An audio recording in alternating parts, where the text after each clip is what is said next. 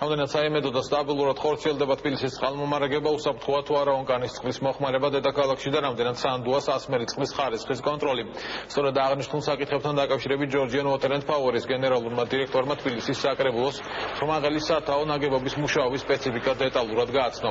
ლაბორატორიის სპეციალისტებმა საკრებულოს დეპუტატებს წყლის ხარისხის კომპლექსური კვლევის მონაცემები გააცნეს, რაც ცხადყოფს, რომ თბილისელებისთვის მიწოდებული სასმელი წყალი აბსოლუტურად უსაფრთხოა ჯანმრთელობისთვის და მდიდარია სხვადასხვა მინერალით.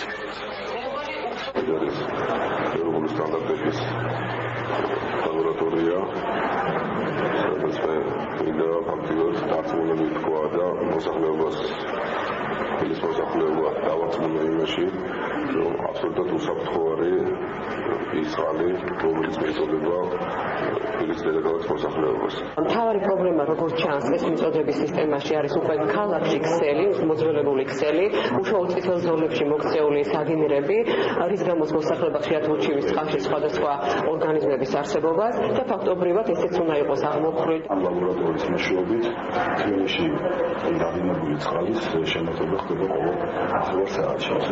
ეს არის მნიშვნელოვანი პროცესი.